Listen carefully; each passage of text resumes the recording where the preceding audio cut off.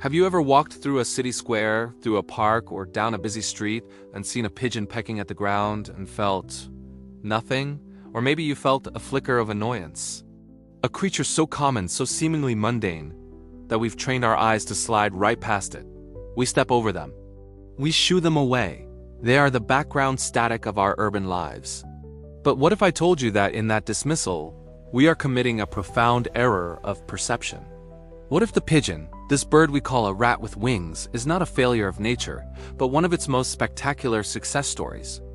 And what if, hidden in its simple cooing existence, are the secrets to navigating the very complexities of our own modern, stressful, and often disconnected human lives? Today, we are not going to look down on the pigeon. We're going to look up to it. We are going to dissect the incredible, almost superpowered traits of this master adapter. We will explore its unparalleled navigational genius, its profound resilience, its deeply efficient social structures, and its Zen-like mastery of thriving in chaos. This is more than an animal profile. This is a mirror we are holding up to ourselves. By the end of this video, you will never look at a pigeon the same way again. And more importantly, you might just find a new blueprint for your own life. So let's recalibrate our perspective. Let's give the pigeon the stage it has earned over millennia. Let's begin with the trait that is, quite literally, legendary, the homing instinct. For centuries, we've known that a pigeon can be taken hundreds, even thousands of miles from its home, released into a place it has never seen, and unerringly find its way back. We used them to carry the outcomes of the Olympic Games in ancient Greece. They delivered vital messages through the smoke and terror of the world wars, saving countless lives. For the longest time, we just accepted this as a neat trick, a biological quirk. But the reality is so much more magnificent. Science is still unraveling the full mystery, but we know pigeons are master navigators. They possess an internal magnetic compass, allowing them to sense the Earth's magnetic fields. They can literally feel the planet's pulse. They are attuned to the position of the sun, using it as a celestial clock and map. They can see polarized light patterns in the sky invisible to our eyes, and they even have the ability to detect infrasound, low-frequency sounds that travel vast distances, like the deep rumble of ocean waves or distant mountains, creating an acoustic map of the world. Think about that for a moment.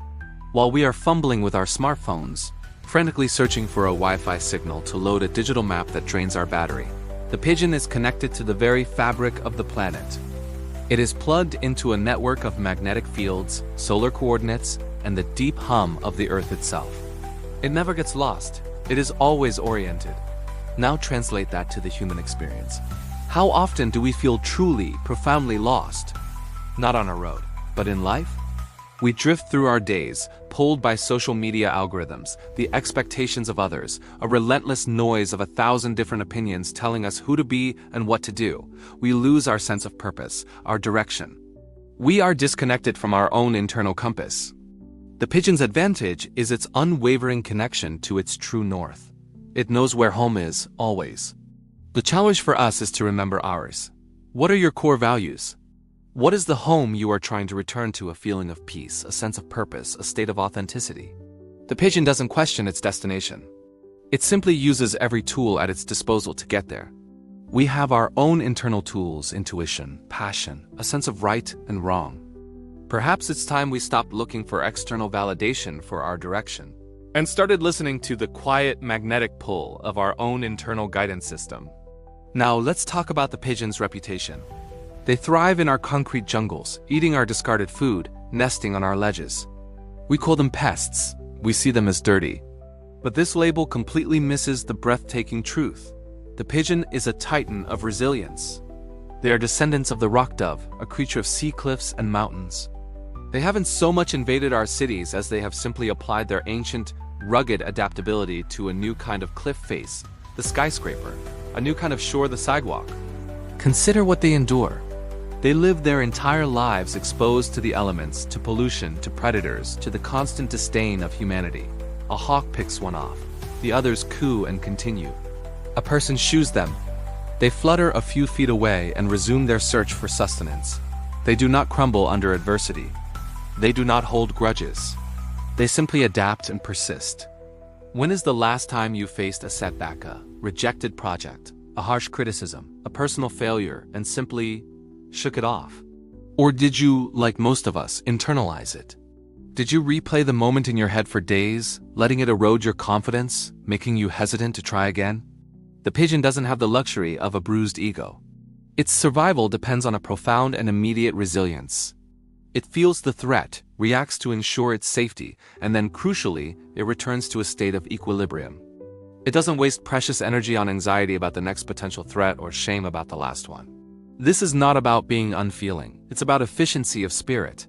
We humans carry the weight of every past failure, every future worry. It's exhausting.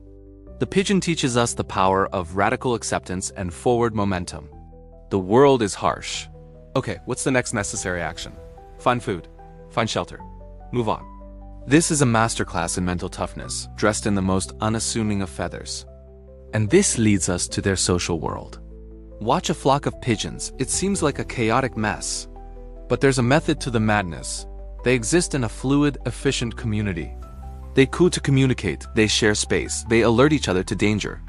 There is a constant low-level communication happening, a social network that operates in real time without the need for status updates or curated profiles. They understand the fundamental advantage of the flock. There is safety in numbers. There is efficiency in shared knowledge. If one pigeon finds a source of food, others will notice and benefit. They are not in a brutal, every bird for themselves competition.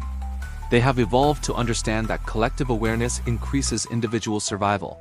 Now look at our human societies. We are more connected than ever, yet loneliness is an epidemic. We have hundreds of friends online, but often lack a true flock, a genuine, supportive community where communication is direct and support is tangible. We curate perfect images of our lives while feeling isolated inside. We often see our colleagues, our neighbors, even our peers as competitors in a zero-sum game. The pigeon's advantage is its understanding of pragmatic community. It doesn't need deep, philosophical bonds with every member of the flock. It needs a functional, cooperative alliance for mutual benefit. What if we adopted a bit more of that? Not the coldness, but the practicality. Investing in real, local community. Lifting our heads from our phones and making eye contact.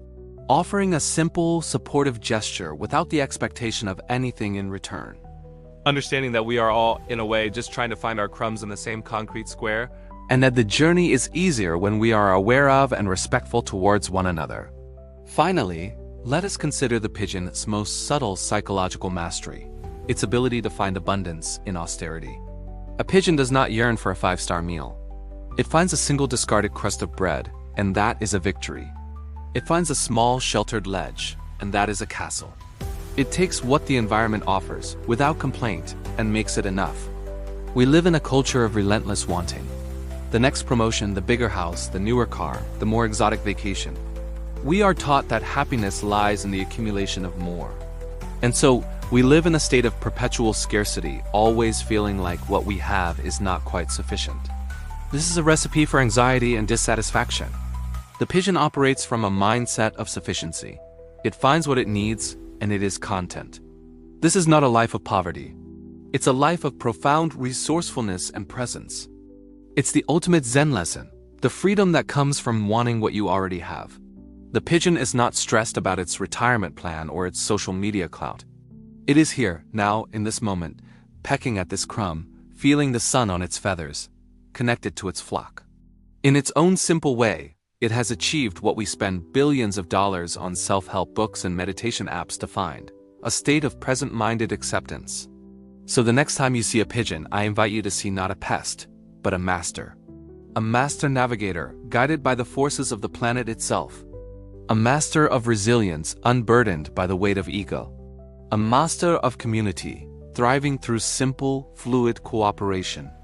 A master of mindfulness, finding profound satisfaction in the simple facts of survival.